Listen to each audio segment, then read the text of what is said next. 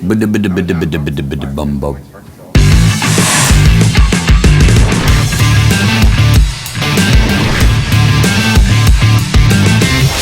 Welcome to Moviefone's Unscripted. I'm Channing Tatum. This is McConaughey. And we're here to talk about our new movie, Magic Mike. We'll answer some questions that you sent in and some that are unscripted. I'll start. How can I get abs like yours? Man, if you really got, good abs. I tell you the one misnomer about abs is it's not the sit-ups, it's the cardio that'll give you the abs. And diet. Yeah. All right, from Julie G in Philadelphia. Who's better at giving lap dances? Channing, you know the answer. I would know the answer to that, and that is Matthew McConaughey. That is not a fact. That is a fact because he's my mentor, and I could never take the credit for my talents. I have to bestow it all to you. Yeah. Where did I learn it from? Did you hear that? Okay, well, that's a great answer. I'm gonna let that one sit. Oh, unscripted. Oh. Okay, all right. Can I lock you in as the MC and performer if we ever actually want to do a live performance in Vegas? As an MC and performer? And performer. In Vegas? In Vegas. In Vegas. That's a doozy, dude. Would you ever commit? It's going to be on live TV. It's recorded. Let's discuss cash money. MC, I could say yes to MC quicker than I could say to performer right now. And I bet I want to go get in shape for that one. Yeah, we got to. We'd have to have some prep time. Imagine in Vegas, we rent out a crazy place and we have the entire cast, and we all split it. $1,000 a head. $1,000 a head? Yeah. 50,000 people? Yeah, say. 50,000 times 1,000. What's that? Move the commas three digits.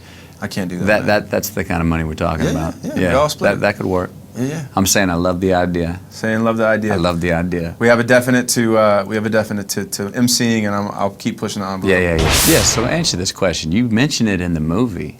You don't have to be so ambiguous.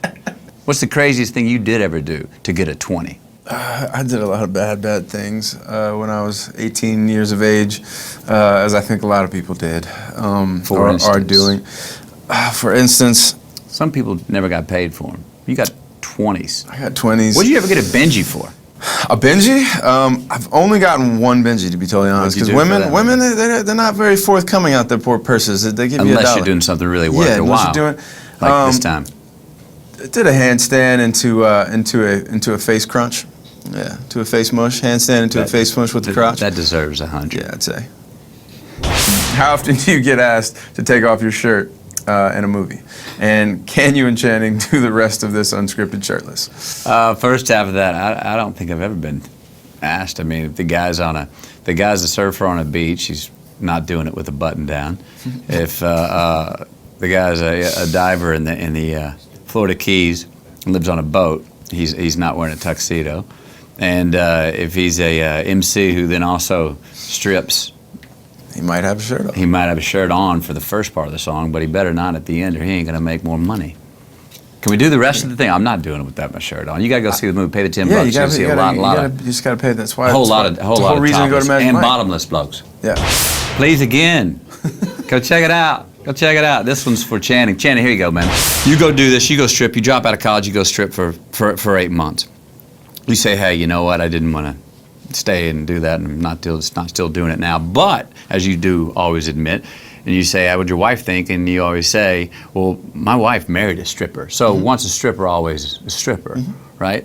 Talk to the youth of America out there about what's great about going and getting life experiences when you're young, and going and doing it, no matter what it is, and not regretting what you did. Like you might end up making a movie about it. Yes, if you're gonna do something stupid, do it when you're young. Do it when you're young. Don't do it later in life. Don't have a midlife crisis. I sure didn't. I went ahead and made sure I did every single stupid thing from the time that I was born till about like 23 years old, and then I started dialing it back. It's medicinal. Yeah. You don't have to. If you get it out of the way when you're young, you don't go through the midlife crisis. Damn right. So you save. Right. But yeah, stripping, not something I'm proud of, but it's not something I'm ashamed of, and I don't know if I'd suggest it to anyone to go to do as but look, if you want to go down the rabbit hole, go down the rabbit hole, but that's on your own terms. If you had to hire a male stripper for a friend, who would you choose? I'd probably pick Joe Manganiello. Yeah, you're gonna get a good impression, good impact. Yeah. I mean, he's tasteful, but yet he's a crazy person, and he's pretty much one of the better physical specimens that's on the earth. So Tasteful? Yeah, he's tasteful. Tasteful. Unless you want him not to be tasteful, and then that is an instruction you can give him on the day. Yeah, and he'll dance with you. He'll bring a little werewolf to the party. What's your craziest bachelor party story? I don't know if you're allowed to tell this. Craziest bachelor party story. Did you have a bachelor party? No, I didn't. I've told this. I got Yeah. asked. I got some friends who are really pushing for a bachelor party. And I they're would've really pushed. we gotta go have that bachelor party. And then I'm like, what am I gonna do at a bachelor party? I've been dating Camilla for 6 years. We've been living together. Well, I'm gonna go to Vegas. We're gonna do those things that guys do at a bachelor party, and I'm gonna. Kind of pointless. Yeah. So I don't. Look, I have been to a bachelor party that was really crazy, and in no way, shape, or form am I going to share that info. Even with you from Austin, Texas. Thank you for asking. You're in an amazingly successful time in your career right now, and one of my favorite things about you is how you deal with it.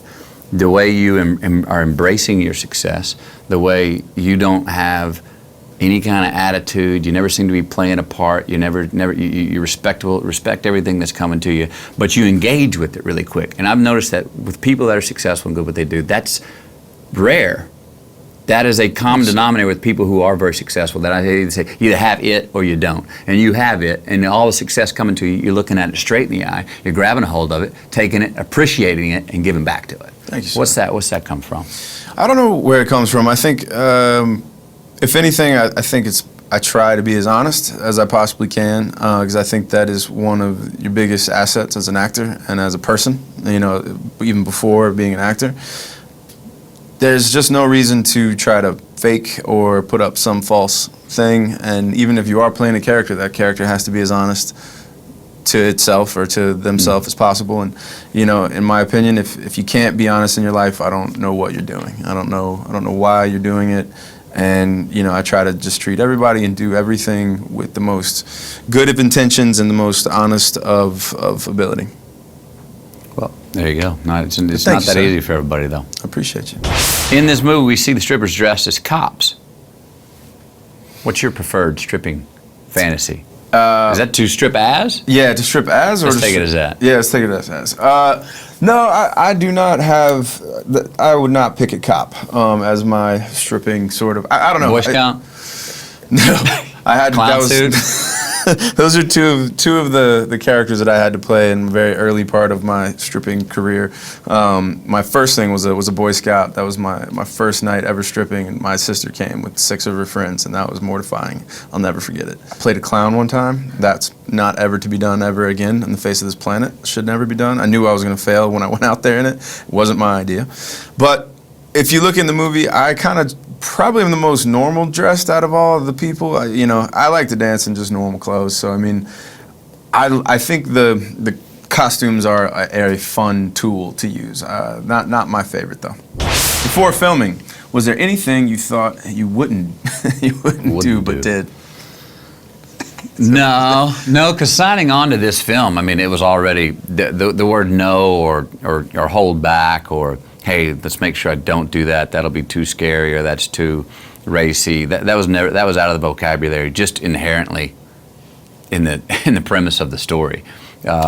So for me, it was always just how do we keep pushing the boundaries? And the word no or let's be safe was just never in